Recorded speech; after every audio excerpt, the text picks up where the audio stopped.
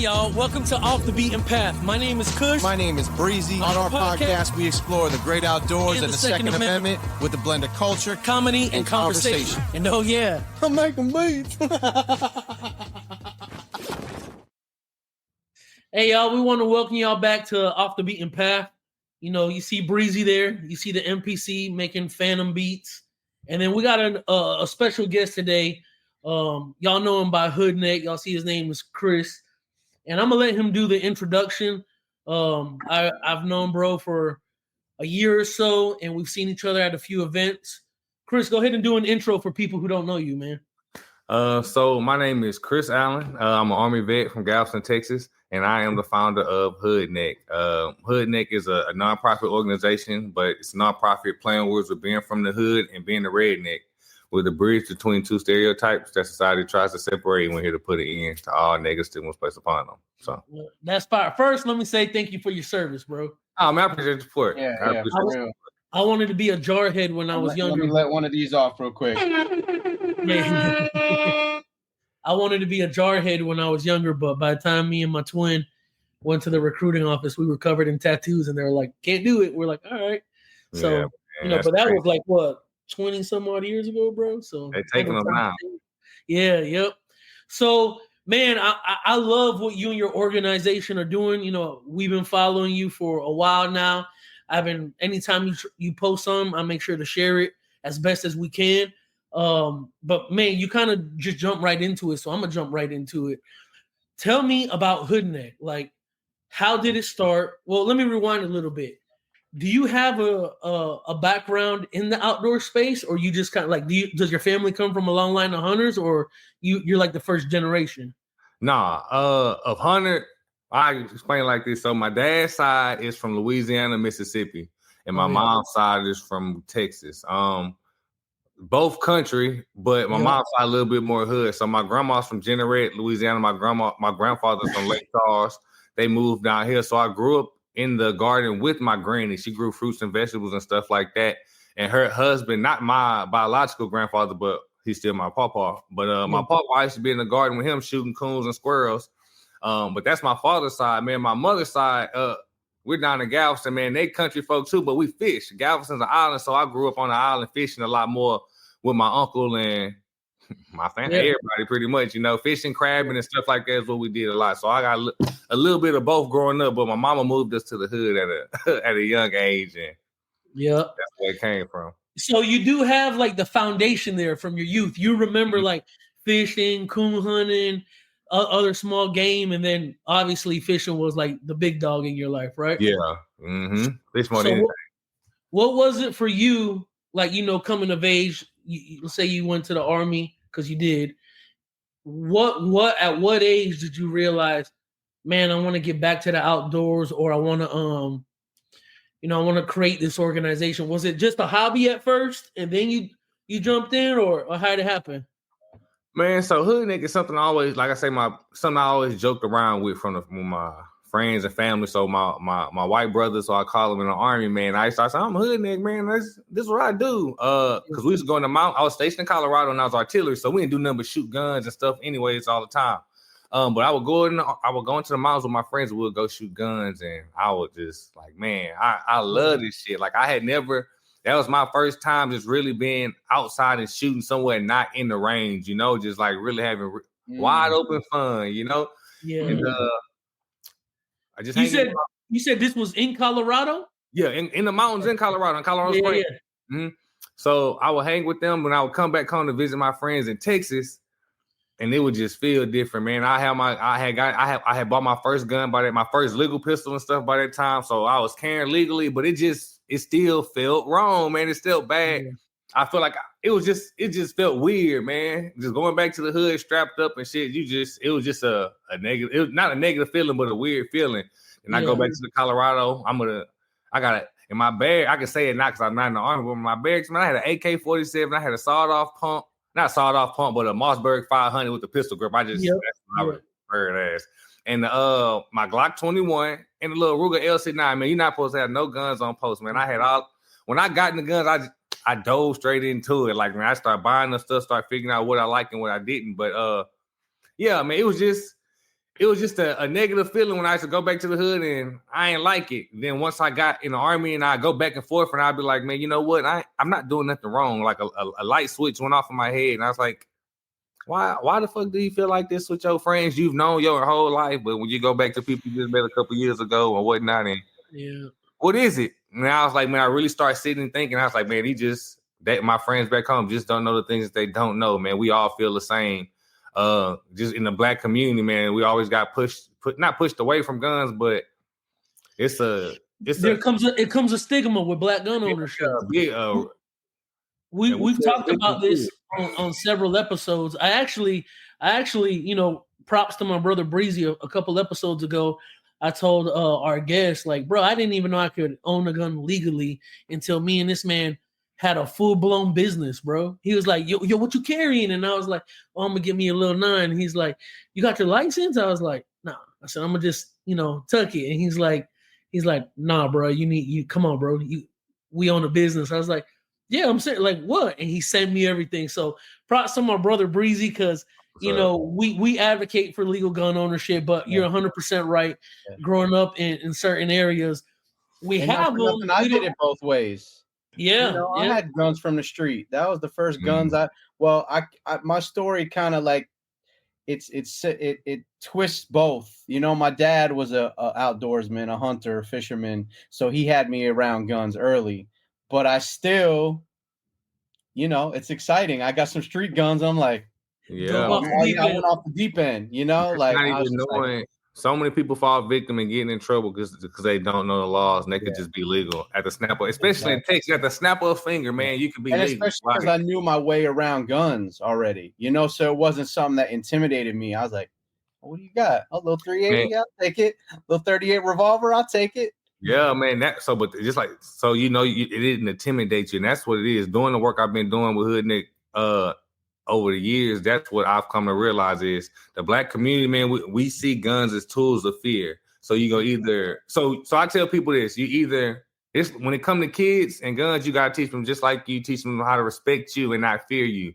So if you got kids, you're not gonna tell your kid, you're not gonna teach your kid to be afraid of you, because if they grow up, they either not gonna fuck with you or they're gonna beat you up when they get older. It's the same thing with guns, man. If you teach a kid to be afraid of guns, they either gonna grow up and use them as tools of fear, or they're gonna be afraid of them.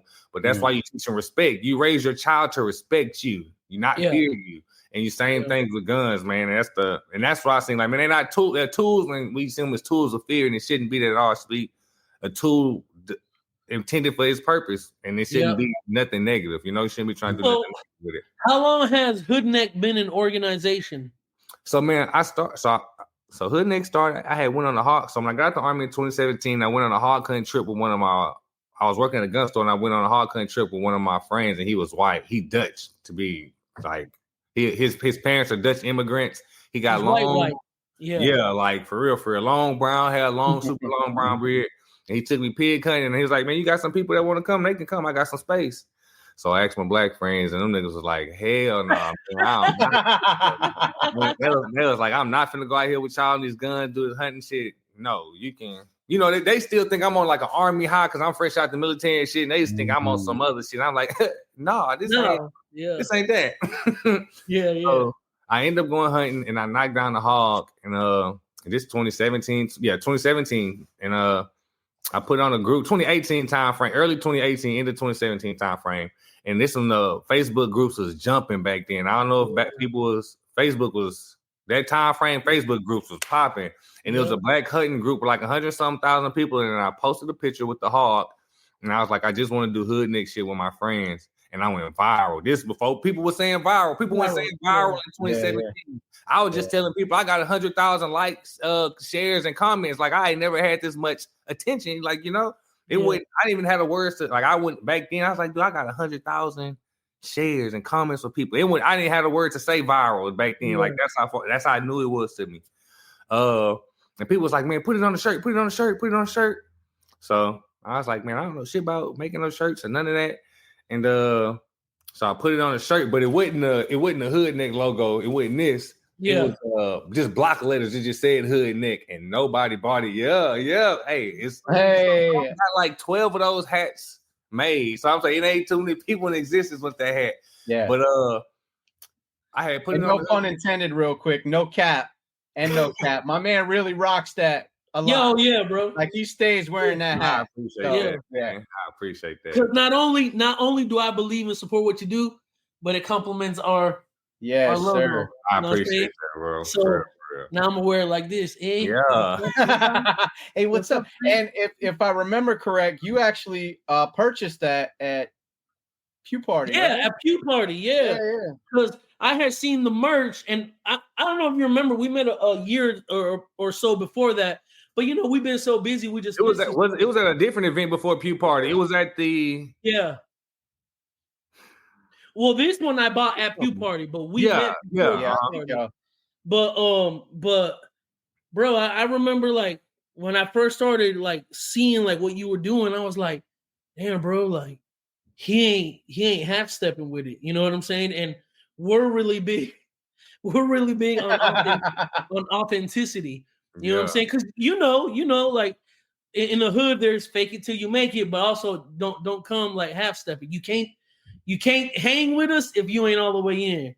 That's you know what I'm saying. So yeah. And so when I saw you posting, yo, this is a lifestyle. Like this ain't just something I did to try and get free guns from gun company. Well, I love to hear the story. Yeah, I mean, he's just how it happened organically like that, just from you doing something. My bad. The shirts. You're saying the block letter shirts. Oh yeah, so I had just made the shirts with block letters, and I put it on there, and nobody bought it. 100 something. I thought y'all wanted these shirts. Nobody bought it, but it took time. It probably took me like a week. It had Drew. It like it wasn't like immediate. I didn't give him a hey, you went viral shirts. It was like a week and a half, 2 weeks had went by before I could learn about drop shipping and all this other so much shit. I didn't know. I didn't have no money. I didn't have nothing. I'm poor. I'm figuring out life. My son just born. I'm still just trying to figure stuff out.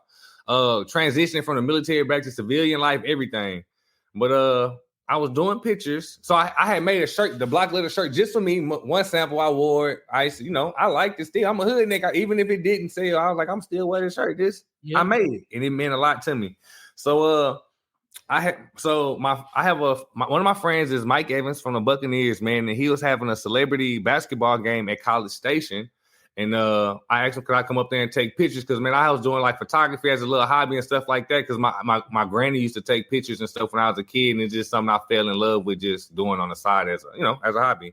So I was doing it and like trying to do it as a side hustle at this time. So I was doing stuff. And he was like, man, yeah, come up here to my game and take pictures. That's too easy, bro.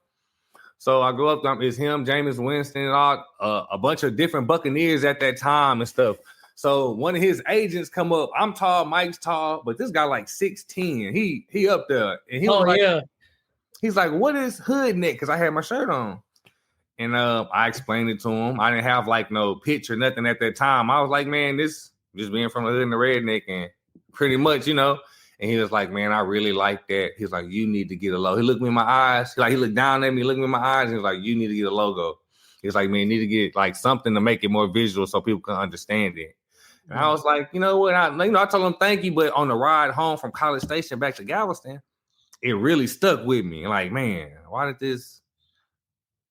Yeah, man, something just little nuggets. It was. Let me see, man. So I got on the internet and I'm looking up logos and stuff like this because in my mind I was like, if I would make a logo, how would I make it?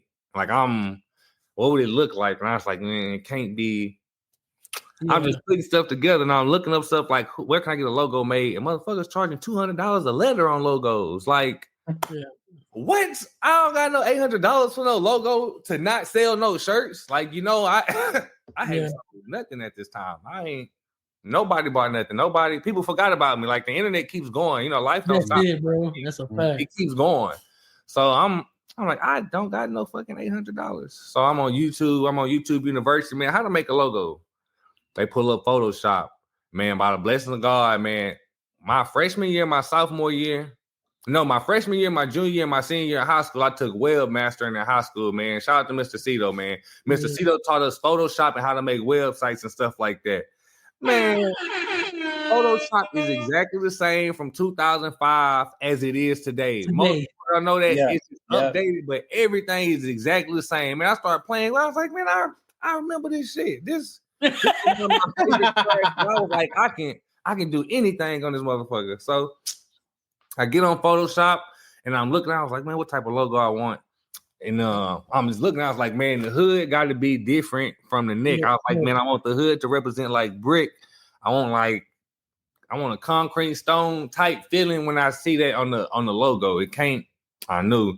And I was like, so I'm like, I'm going through the internet. I was like, man, I need all these different. I'm going different fonts. I'm just going crazy. I'm rambling now because that's how my mind was going at the time. Yeah. I get it. I'm scrolling through a million different things. And then I find the hood on it, and I look at it like that. It's just this. And I stay back and I say, okay. I said, I think that's it. I said, I need to find something neck, man. What redneck make me think of? And I think of race and race car derby. I think outside stuff like that. When I think of redneck, like mudding and yeah. Exactly. Speed. Like like that's what I think. So that's when I got the net park. I was like, man, it looked like somebody just on it. It made me think it was, let's go. Get it, go. Yep. Like that's what it made me feel. So man, when I put it together and I lined it up, because symmetrically, it how it's positioned, it looked like it. But man, I just had to move letters closer, shift them just to make it look how I had to look to make it all fit in a nice little square. Like, I was like, man, I did it. I made the logo. I put it on I'm on Photoshop and I'm looking and I sit back. I said, man, I think this is it. I was like, man, this is a nice ass. I'm looking at it. I'm like, man, this hit. I'm like, I think this is it. I don't think I need to touch it. Like, this was like, I'm usually like indecisive on a lot of shit, but it hit. Like, as soon as I put it together, put my lettering how I wanted it, and spacing, I was like, oh, yeah, I'm a professional. Yeah. Like, I was so confident in myself. I know I saved $800. Like, this shit. Yeah. Man, so I put it together, PNG file, do all this other stuff. I know I had learned drop shipping from the one shirt I didn't sell. So I was like, man, let me put it together and put this on there. And I put it on my Instagram, and I ain't never been popular on Instagram. People say it, but back then, I since social media been the thing, I've always had 1,000 followers. I ain't never been like 10,000 back then, but when 1,000 was a thing, same Twitter. Anything, people just always. I just come across a lot of people in my time, and I've taken a liking to a lot of people. I'm just blessed to come across good people. But it was like I had 1,000 followers, like it's probably not even like a low thousands, but I always had 1,000. It was always just Most people back then probably only had like 20 followers on their social media. Like it wasn't a big thing. If you got a couple hundred, you popping, but if you got thousands of thousands, you famous. So I remember Anyways, I put it on a shirt, then I posted on my social media, and I go to sleep and I wake up to an email that's saying somebody bought a fucking shirt. I don't know who this person is. I still to this day don't know who he was, because I don't even use the same platform to sell and other stuff. I was like, what the fuck? I'm like, hold on. I'm going through my shit. I'm going through it in my computer. I'm like, I got like $10 in here. I'm like, somebody bought a shirt for real, because how drop shipping set up, it pays for a shirt and you just make your profit. I'm like, what the fuck? And it blew my mind, because I ain't a person who just put their credit card information on stuff, and I don't just be buying shit online. So when somebody did that for me, it meant a lot. I was like, damn, I can do this shit. I was like, that's $10 in my sleep. I was like, what the fuck? I'm poor, man. People I don't say this shit sparingly. I'm for real. Like, so I hadn't even bought a shirt with the new logo for myself yet. So I buy a shirt and I put it on, and I start getting compliments. Like white people who start stopping me and shit. Like, hey, what that mean? I was like, man, what the fuck? It was just everything was new when I put the shirt on, and I was like, hey, I think I could do some shit with this. And I just started pushing it more on social media, and I was at the gun store at the time, and this back when the biggest person on social media in the gun community was Tank Machine. I don't know if you remember Tank Machine, but this 2018, 2019, he was on top of the world. Black Rifle Coffee was running the game. This when they really was making their name, and this is way back then. But Tank Machine was friends with the owners of the gun store I worked at, and I did his pictures and stuff for his marketing to help him sell stuff online. So I was learning a little bit of online sales as well as storefront sales and stuff like that, working the gun store, inventory, shit like basic shit, simple shit that transition over to the army. But I'm learning the business side of marketing stuff as well, but on my own. And I got like freedom. Because he don't know nothing either. So it's really just trial and error. He really spend money and I market out shit. This cool. You buying flamethrowers and shit. I most definitely take some pictures of a flame, like just trial and error type stuff. Yeah. But that's really how I started going, man. I started seeing that, then I started doing Hoodneck. People started taking a liking to me with the Hoodneck shit. And it was Chris Hoodneck before, and I was like, man, I ain't trying to be famous, man. I really don't like attention. That's when you made the focus Hoodneck. Yeah, I took my name away from it and stuff. I was like, man, I saw people like anyone could be a Hoodneck.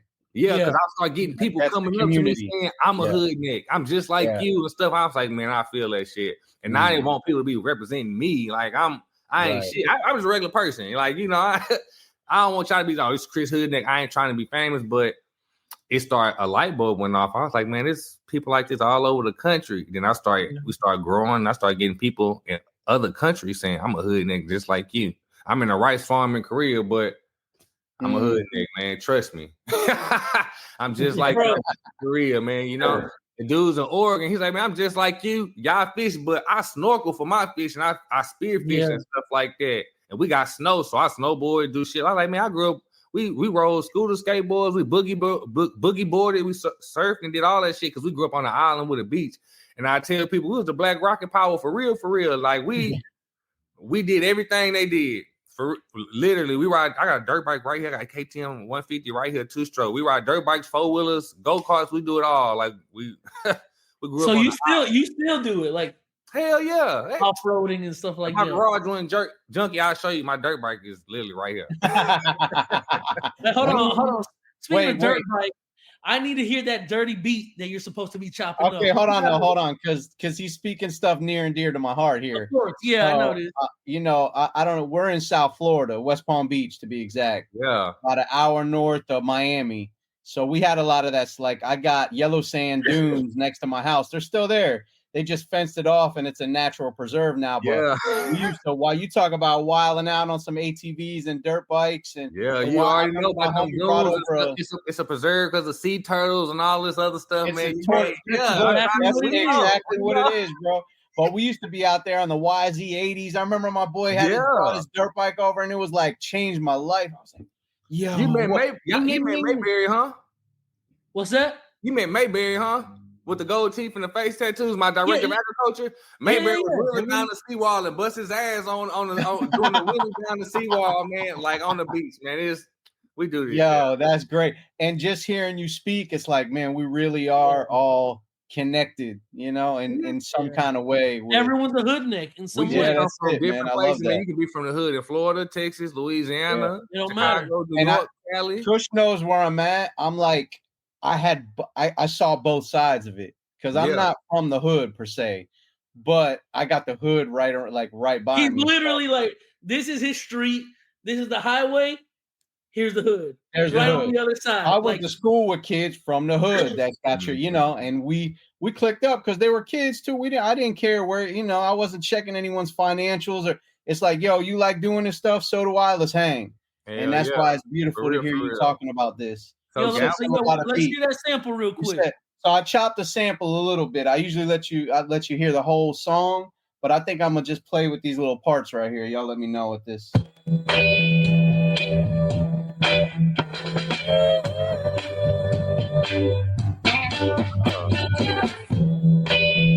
sounds like some country stuff. Let me tell you about this country.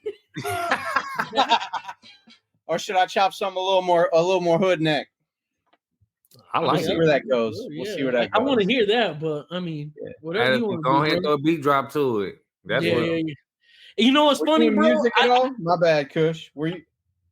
Did you do music at all? I was going to tell you. So just like how you saying you saw both sides, man. So We was on our way up, man. I tell you, we was hood rich, man. My grandma's in the Gospel Music Hall of Fame, man. My grandma's was a pianist, a composer, man. I grew up to listen to my granny play a baby grand piano every morning from my childhood. But man, she passed away when I was 10, man, and sent my mom into a drug relapse from when I was 10 till I graduated high school. So we was already moving. My mom was already trying to find herself as a young mother and whatnot, just growing up and stuff. So we had been in the hood, moving back to my granny house, back and forth to Houston, to the island, Houston Island. Then my granny passed, and we was on the island for good though. But life went down. We was really positive. We been when my granny died, she was our backbone. So I ain't got my mama, my daddy, nor my granny. So it was 5 kids, my aunt and my uncle. But that's why we grew up. Everybody in my family do something in music, man. But me, I'm the athlete. I'm so tall. Everybody else is fucking short in my family. Bro, how tall are you? Because I just told my lady, I was like, she goes, Hoodneck. I was like, yeah. I said, man, this brother got to be like 6'5", maybe. Yeah, that's exactly. I'm 6'5", right there. That's crazy. So when you said a little bit ago, man, them football players were looking down on me, or that dude, I was like, bro, he's got that motherfucker was tall, boy. I was like, he got to be pushed. You said he was pushing 7 foot. Man, he was look up down there. on you. Because I don't look up often, man. It's like you notice when you look up when you talk, because the world's not made for tall people. So a lot of my stuff is focused at a downward angle down, So I look, I'm like, oh, I gotta look up. I was like, he looking me in my eyes. He mean this shit. Like it was one of them moments. So yeah. Damn. But everybody do music, man. My grandma, my uncle, my aunt, my uncle was in a band in Lamar. My aunt was in a band. My mama did the choreograph for Grambling University when she was in the band there. Wow. My sister was in the band at Prairie View. My older sister, my little brother was in the band at Prairie View, and my other little sisters do instruments and sing and dance stuff. I don't know if we've told the story here yet. I'm sure we have, but we owned a recording studio for 7 years, Breeze, right? Something like that.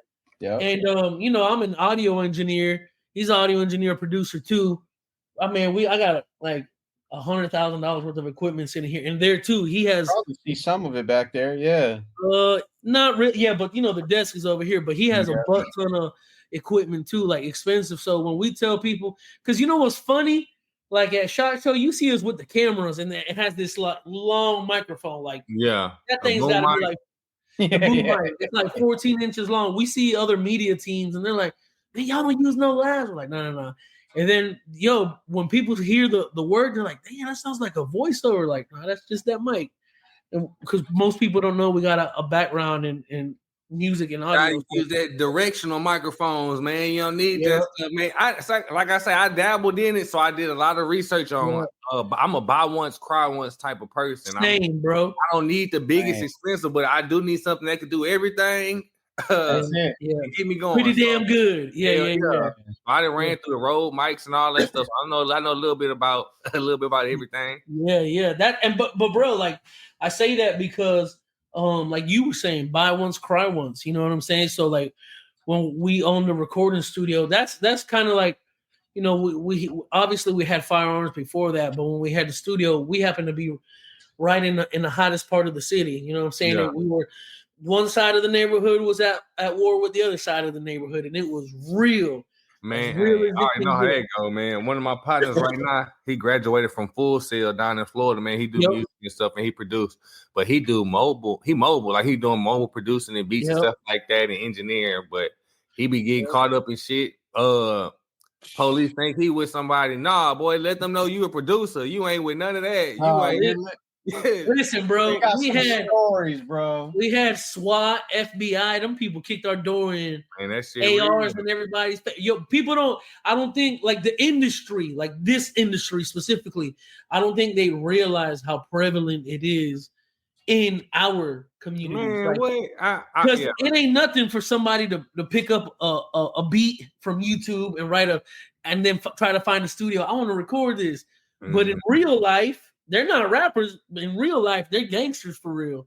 You know what I'm saying? So What Kevin Gates say? He got a verse that say killers in my hood, they know me by my first name. You know them by their work name. I know them by their birth name. And I'm like, God, these my peers. I say I'm the only person who can talk to killers from the feds on the streets, military, police. I say I go talk to gun manufacturers. I sit with the mayor. I sit with politicians. I say I'm the only person who can go in all these rooms. Like, hey, does that ever blow your mind? Now it do. Like now, like. But it do, but at the same time, I know that history repeats itself, man. And I try to. One of my favorite quotes is a smart man learns from his own mistakes, but a wise man learns from the mistakes of others. So I really do try to learn from others' mistakes, and I take the words and wisdom I hear, and I try to apply that. And that's so that's how I move with that shit when it comes to No, bro, it blows my mind because like. They're my friends. I would have never thought you wouldn't think these killers, but man, life is crazy. You never know people's situations and how stuff play out, man. It's a lot of people in jail for killing that's not killers. It's a lot of people in jail for drugs that's not drug dealers. It's a lot of people in jail for stuff man, I'm blessed. I'm blessed, man. I didn't know the stuff I didn't know and just trying to learn in the hood, figure myself out, man.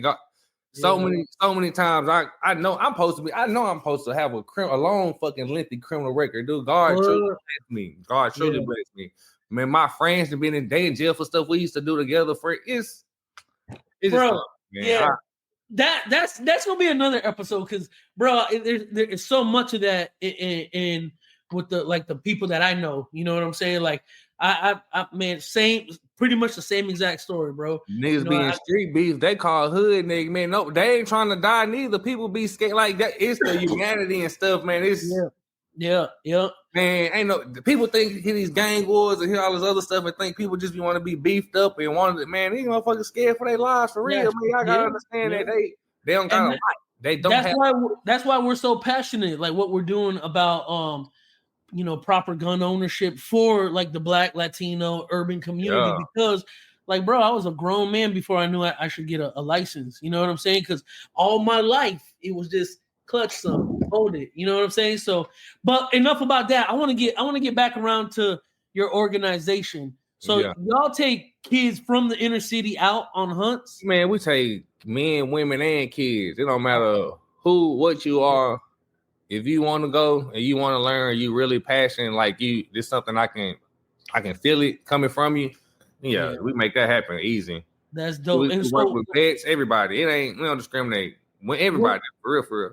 What's the most popular like hunt you do? Is it hog hunting? Because I know Texas right now is going through like hog invasion, ain't it?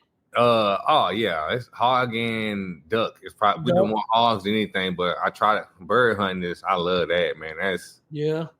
I ain't never been hunting, period, bro. Man, we gotta get you on something, man. Yeah, no, we're gonna definitely do it because I've told a few people that my 40s is gonna be about hunting and being able to just, if I want to go hunt a deer and bring, 600 pounds of meat back home. I mean, I don't know how much they weigh. Don't want that much, boy. That's a lot. I carry that shit, bro.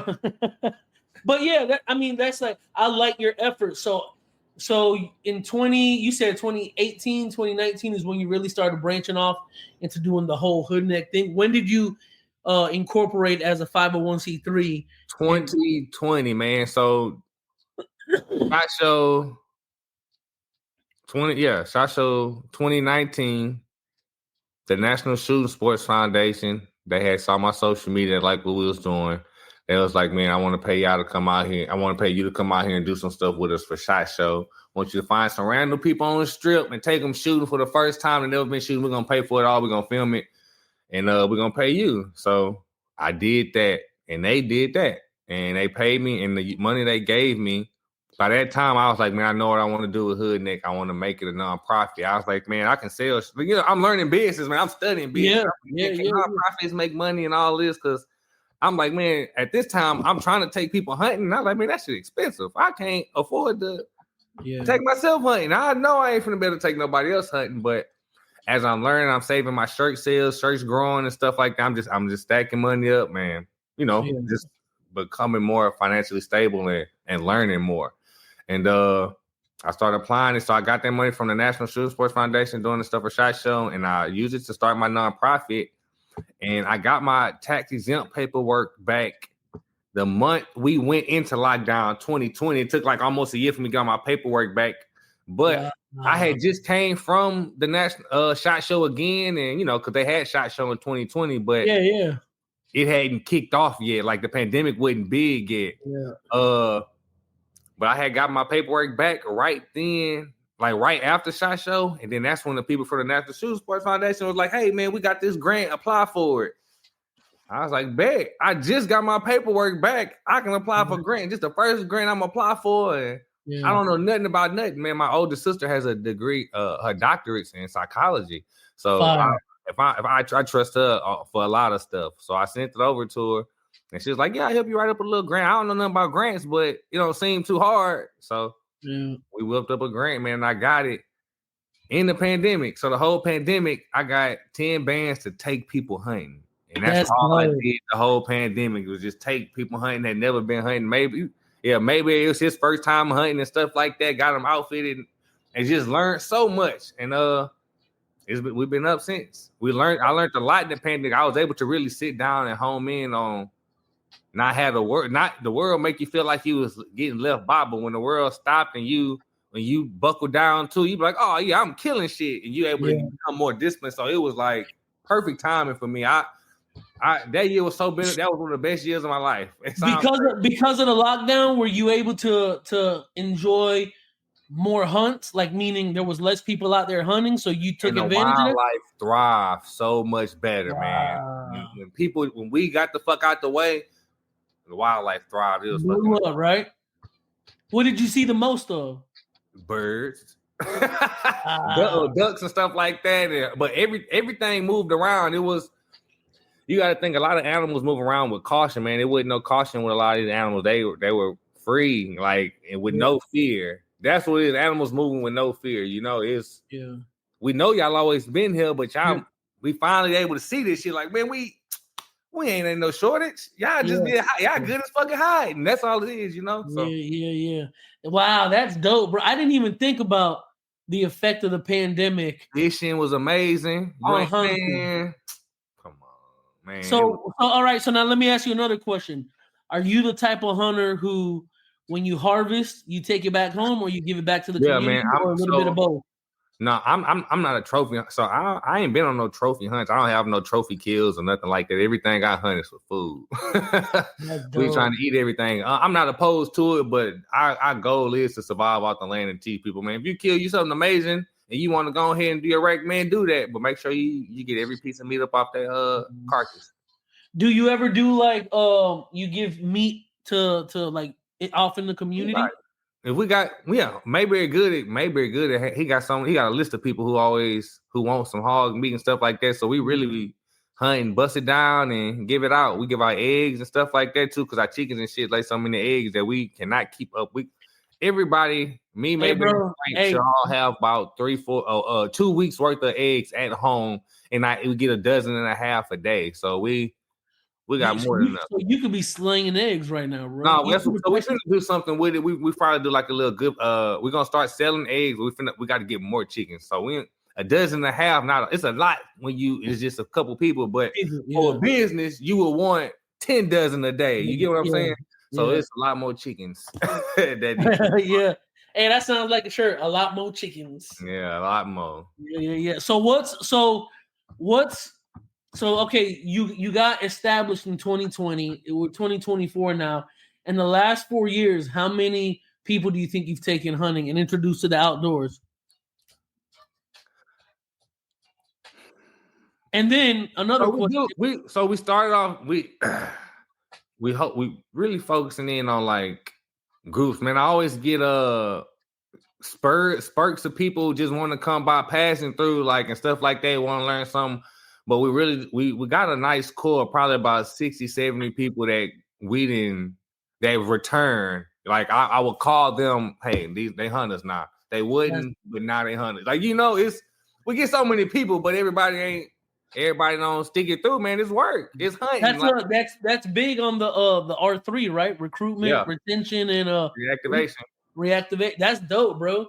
That's dope. 60. People Yo, we that's know we can. Yeah, I give 50 a good solid 50. People out there, gun owners, everything. People that could do for themselves. They don't need to call me for nothing no more.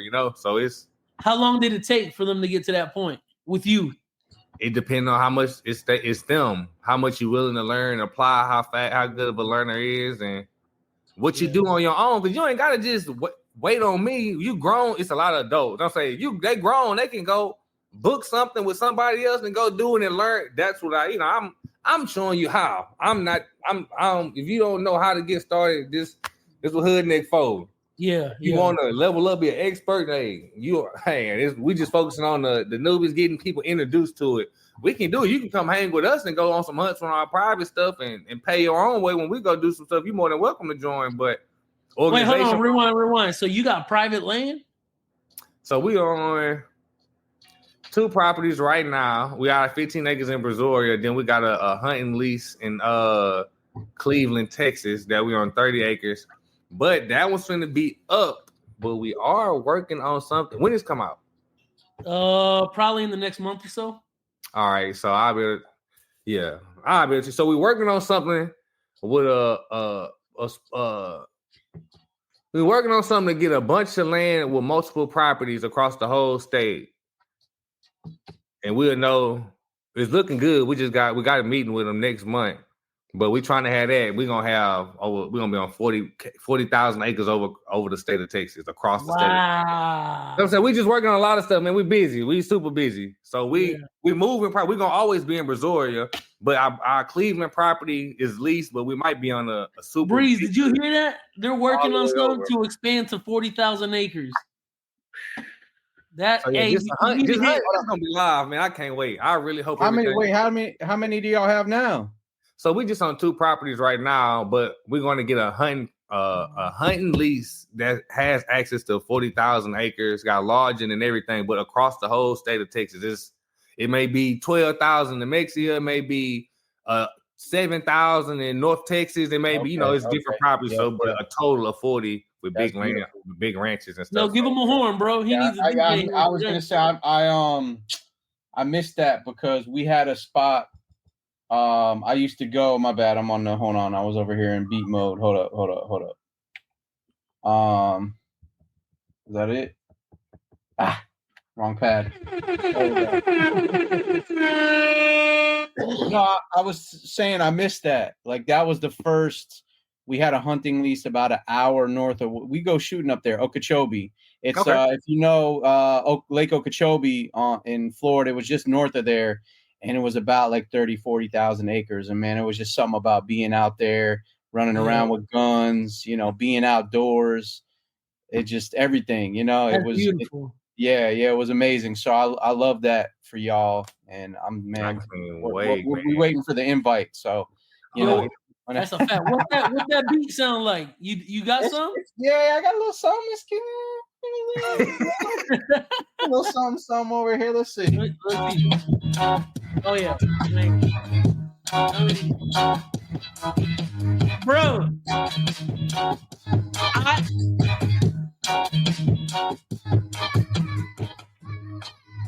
Hey, I didn't even think you were gonna go that way with the beat. Well, I found a different. I played y'all the little intro. I thought I'll probably do that because I'm like kind of limited. I'm just making whatever sequence I can, but I'm thinking the little sample I played at the beginning. That kind of has like a reggae vibe. Yeah, it does, right? That's how I played the drums too. It's like they drag a little bit. Yeah. So. Well, I heard the snare is more like a knock. Yeah, it is. It's a knock, and then I kind of.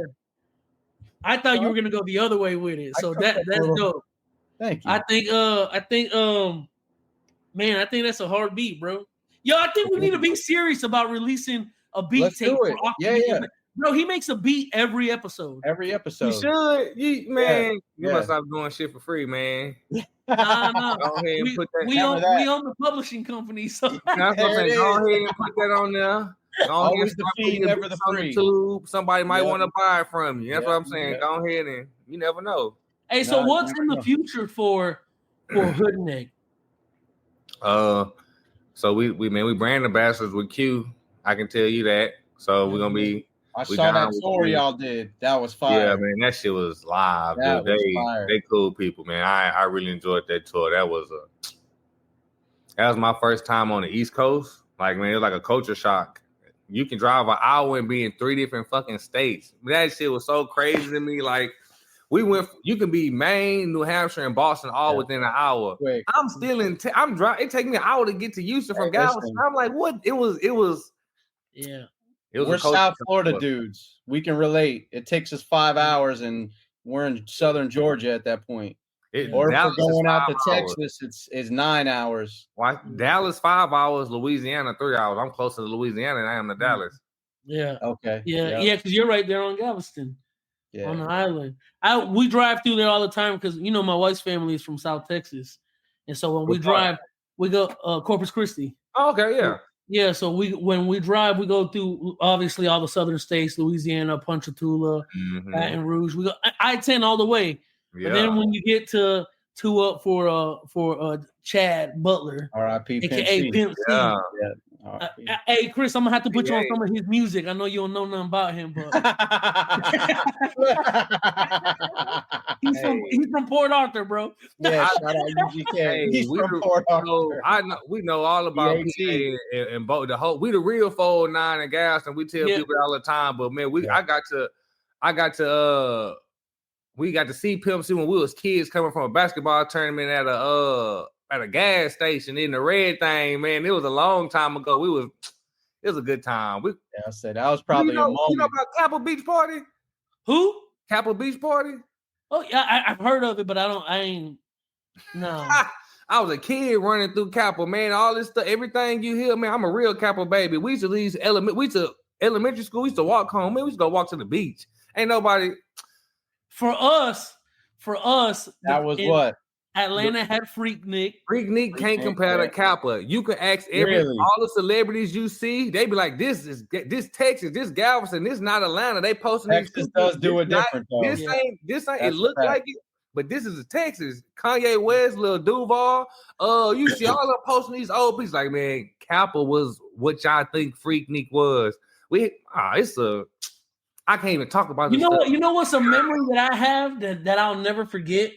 I remember, I got to figure out the year. It had to be late 90s, maybe early 2000s. But I remember Master P came down to Miami and he was hustling tapes. We was No Limit soldiers too. I was like, what, bro? Me and my brother were No Limit, everything, bro. Everything No Limit. So it was a shock of the reason we wore do-rags. People, P came through the South deep. He used to show love to Master P used to come through Texas. People be telling his story about how he used to hustle. He used to run through the South moving tapes for real.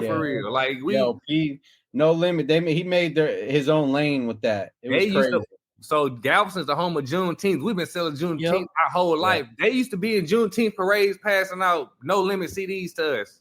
Kind of a full circle moment up until actually this year is when I resigned. Not a lot of people know this, but I was the marketing director for the Juneteenth committee here in my city. And yeah, straight up. That's what's up, man. I sit on the board for the committee in Galveston. That's back for Juneteenth. Oh, bro, we will put on as Breezy. He came this last year. Yeah, bro, there ain't nothing like a Juneteenth celebration because it's culture for culture. You know what I'm saying? Like it's for us, by us, and I love. Yeah, go ahead, bro. Sad now down in Galveston, man, because it's now that it's but a national holiday is turned it into a business. So everybody used to do it for the love and the celebration, the community. Now it's like, oh no, I've been doing this for X amount of years. All the old heads don't want to work with the city. They don't want to do this. They trying to make money. That's like, hey, I sit on the board. I be, hey, I be pissing these old folks off. Hey, it's for the community. I don't care. I don't care what y'all say. We're not doing this, man. It got to be the city. This is backed by the city. This for us. This not for you. You can't. You can't host the event for. You can if you want. Now, I can't tell you can't, but you're not gonna have the support from the city. The city of Galveston, the home of Juneteenth, not gonna say this is not an official Juneteenth event. You can do what you want, but the old heads be they want to be famous, man. Old people want to be famous so bad. They want their name in the newspaper. They want to be on the news and talk about the Juneteenth shit that they not doing. So Yeah, bro. But You man, dealing with that shit for real. Like I already know. I can see it in your face when you was like, man, that man. Yeah. Yeah. It's cool. Yeah. It's cool like down here because there ain't nothing really like it. And I've looked. So before I joined the team back then, I was looking around. Like, man, we never really had a Juneteenth celebration. I mean, there's one down in Miami. Now they're everywhere, but still the one here is the original. The big here in South Florida is the original one. It's the biggest one. So live, man. We used to have different project homes in Galveston, like brick projects. They're not there no more. The hurricane washed them away. But the projects used to compete. They had like the dance battles, dance competitions. We used to have big parades. We used to have like barbecue. Man, Juneteenth parade was like we had Mardi Gras too. Galveston got the third biggest Mardi Gras in the country. Juneteenth is like a Mardi Gras in the middle of the summer, man. It was so down on Juneteenth, but as time went on, stuff it just died down, and once it became a national holiday, trying to bring it back, but we trying to get it back to the same, man. We're trying to get it as a festival, something like Essence, but on a bigger scale, bigger level. These old heads just be fighting us, man. Yeah, I be putting them. I don't like disrespecting my elders, but I'm big on community, man. Y'all didn't have y'all time. Like, I don't try to be disrespectful, but man, y'all didn't have y'all time. Y'all didn't did nothing with it. There's a lot of people who have these organizations. I run a nonprofit. If you can't do wrong with a nonprofit and me not call you on it, I'm the king of calling motherfuckers out on this back. That ain't how you run an organization. So you can go look up anything you want about Hoodneck. People don't understand that a nonprofit is owned by the greater good of the community. You have a board that's directed. Anything you want to know about Hoodneck, you can look up. It's supposed to all be public. I get to tell these old folks, I'm gonna pull it. Y'all keep talking this shit. I'm gonna pull it and show everybody. And they shut up, man. These people do wrong. That's with grants and all that stuff. That's why so many people get grants year after year from these same companies because they doing wrong. Then the whole little fucking Ponzi scheme doing some shit. They in their own little circles. Exactly. I've been fucking shit up lately down here on this nonprofit stuff, especially when it comes to Juneteenth shit. And nobody doing nothing wrong, getting no money from nobody. None of that. No, you didn't been here 30 years and you don't got nothing to show for? What? Oh no. Come on. No. Get this young guy out of here. This is next application. They tripping. You ain't got it. What was his name? He just recently passed. The brother, was it Senator Mays? What was his name? He was an older brother. Man, I don't remember. He was part of Congress. He was famous for calling people out. Old dude. Oh no, you talking about Councilman Yes.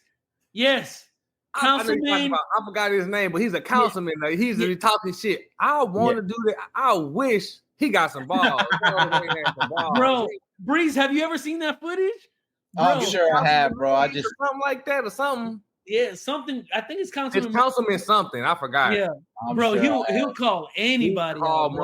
He's super disrespectful though. Like it's hard for me to have to. My elders gotta treat me like a kid. I hate being a little kid. I don't know if it's because I'm tall and that's I ain't the one for they'll never little dog me in no way, shape, or form because that ain't it. And my elders love to do that stuff to me because I'm young and all this other shit. But you get the big. I accomplished just as much as you have. in less time. Let's not do that. That's why I don't, man. It's God's timing. But I tell people, man, we'll accomplish the same, man. See me as an equal, man. I'm on this board with you. Hey, you a doctor. But I'm telling you can't do this, and you look at me like I'm crazy. But then when somebody else tell you, be like, "Oh, they did tell me that." Yeah, I did. I ain't. You supposed to know better. Hey, so where can people find you, bro? Man, you can find us on. We got our website at hoodneck.org, but our social media is Hoodneck HOODNECK_ on Instagram, and on YouTube is Hoodneck TV, and you can just put in Hoodneck on Facebook if you're on Facebook. All right, cool. There it is. Bro, I appreciate you taking the time. Go ahead. Yeah. Is it mission accomplished? If I was off in the beat, but what's next for you? What do you got coming up? Like I say, man, we working on these big properties, so we finna start doing a lot more filming. Filming and merch. I want to ramp up merch this year, and we were slowly stepping up our quality, but just finding our style of how we want to film. So we we getting that together. But we're gonna do a lot more hunting. It's all about growing. It's growth this year. I said we've been going through these growing pains. I'm ready to stretch all night. So that's what that's it, Coach. You think it's mission accomplished? Yeah. Mission accomplished, definitely. There it is. Let's hit it. All right, y'all. We appreciate y'all tuning in.